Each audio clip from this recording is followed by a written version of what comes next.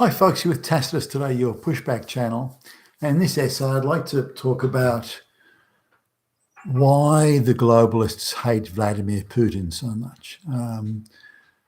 If you look at the absurd and ridiculous, beyond fantastic attacks on Putin and Russia, this Russian disinformation, Hunter Biden's laptop, that's Russian disinformation. Everything's Russian disinformation, coming from Biden. That's a bit rich, but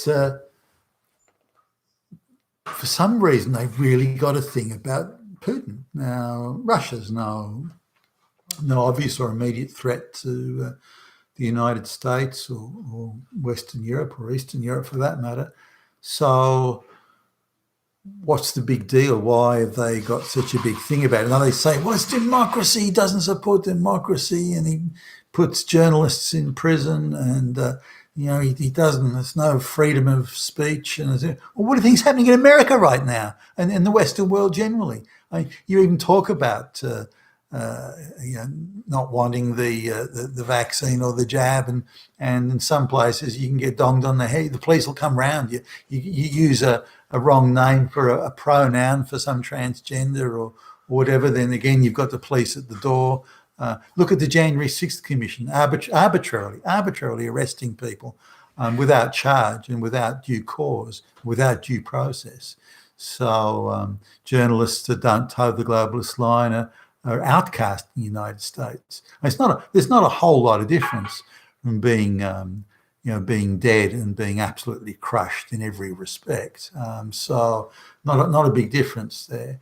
So let's not hear the righteous indignation of the West and the United States, because in every Western country right now, the governments are doing everything they can to take away our liberties, to neutralise any effect that the choice of the voters might have in the ballot box, to tear up the Constitution, Bill of Rights, rule of law, due legal process.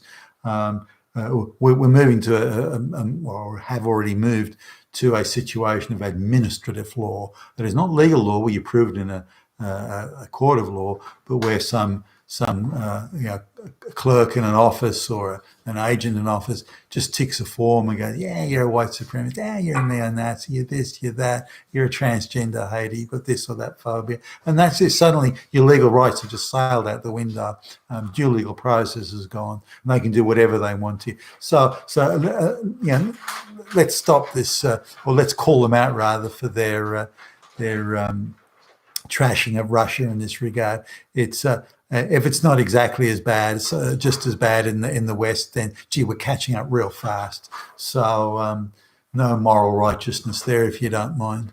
Now, but the problem they've got with Putin isn't in my view that they're worried about whether or not he's embracing democracy or something like that. That's absurd, absolutely absurd. They don't give a shit about it themselves, and they're too busy taking it away from us in the West to worry about what Putin is or isn't doing. What they hate about him is he's not playing the globalist game.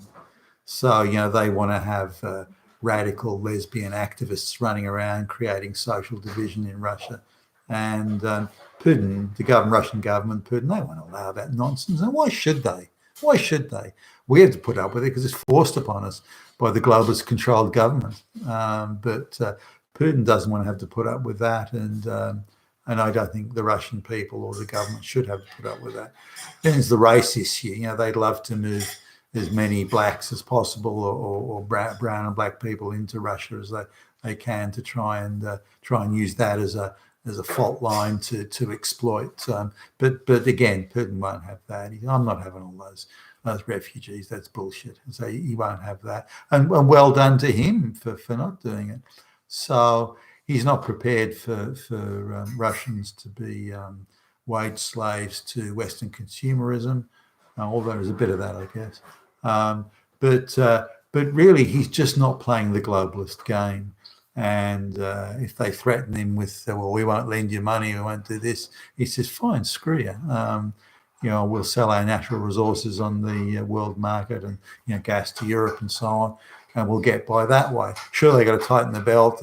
They can't be as a consumer society as the West would, ideally want them to be. But at least they're independent. They've got their independence, or largely anyway. Whereas the United States, England, Australia, Canada, they're all just vassals of the globalists. The globalists, a bit like the Mongol Empire of the 1200s. Yeah, they're all just satrapies or vassals of the globalist empire. Whereas Russia is maintaining its independence, and that's what they hate about him. And they try and embarrass him or give him a hard time on the world stage. He doesn't give a fuck. He just gives them the finger and goes on with what he's doing in Russia now. Sure, there are issues with journalists being jailed or these sorts of things. But given what's going on in the West now, is that really possible to look at them and say, well, look how badly you're doing? And this absurd thing recently that the possibility of military conflict with the Ukraine and the very corrupt government of the Ukraine, and suddenly the American Congress is all, and Biden and his flunkies and stooges are all concerned about the territorial integrity of the Ukraine. It's a big issue. What nonsense! They don't give a shit about territorial integrity. The entire territorial integrity of the West is just up for sale as they push as many brown and black third world peasants into it as they possibly can. So don't give me this bullshit about you care about the territorial integrity of the Ukraine. Half the people in the US Congress, you just said AOC and Ilhan Omar, who wears Ukraine. I don't know. So that's why Putin just doesn't play ball with the globalists, and it drives them nuts. A bit like Trump. Trump didn't play ball. Trump did give the globalists quite a bit of what they wanted, just not all of it, and they wanted it all. And so that's why they sort of hated him. But I hope Putin stays independent. I hope he keeps on telling them to fuck off, and that others, looking at his example, try and follow that. Got to push back again. The globalists are not taking us to a good place. They're taking us to serfdom and feudalism, and that's the only place we're going here. And they don't want to have to come to the table and talk to the people, or have to deal with a genuinely elected leader such as a Donald Trump. They don't want to do that, and they'll do everything they can. Collateral damage be damned. Everything they can to prevent that ever happening. It's got to be their way or the highway, and I think we should all push back against that. You've been with Tacitus today, your Pushback channel. Thank you for listening.